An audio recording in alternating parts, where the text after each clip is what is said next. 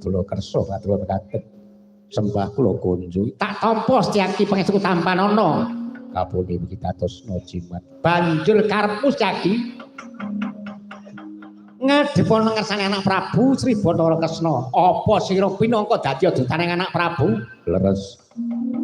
Pendika dalem paman Pendika Durna wekdal sakmenika.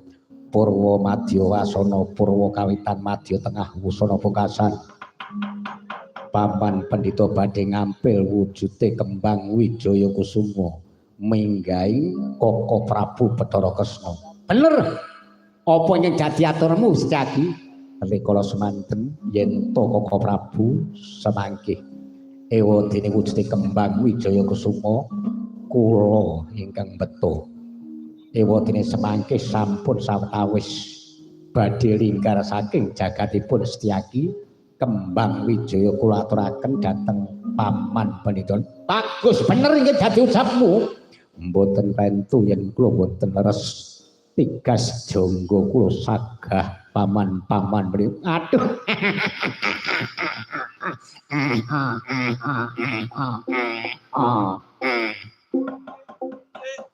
Ya, Setyaki, yen mula bukane kowe bakal ngulungake wujude kembang Wijaya Kusuma, tak tampa aja nganti kesen.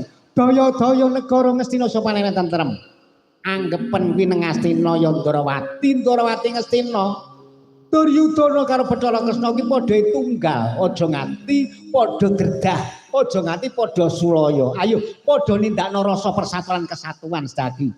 Karasanipun makaten kula kantun nderek. Nanging wekdal semangke paman Pendhita Durna anggen kula maringaken wujude kembang Wijaya Kusuma nanging boten wantun wonten madyaning Stinggil Binatura. Ora jero nang Stinggil Binatura to karepmu. Kula atuhe nenggo wonten ngalun-alun negari Ndrawati. Yo, Caki. Kula sumur wae Caki. Ngalun-alun iki papane wong gelut, papane wong Pancakara. Kok kowe bakal ngulungake kembang kuwi nang madyaning ngalun-alun negara Ndrawati? Eling-eling ampun ngantos menggaling kados mekaten. Rikala semanten supados diperesani para kawula manca praja yen tos Setyaki kadang dalem Ndrawati wis ngaturake wujud kembang Wijaya. Oh ngono to Setyaki ya. Yen kaya mengkono ing dadi aturmu tak esthi apa dadi kersamu. Tak tunggu ngalun-alun negara Ndrawati. Kula atuhe nenggo wonten madyaning ngalun-alun negara Ndrawati. Anak Prabu Bathara Kresna kula paman Pendhita. Leres rayu ing badhe wangsul dhateng ingkang Bapa Sukalima. Kula nyuwun panengga ingkang dadi aturipun rayu Setyaki. Kula ndherekaken kaluhuran tindak paduka. Setyaki tak tunggu ing madyaning alun-alun. Kawan jero aku ngatur dalu kula tenggo.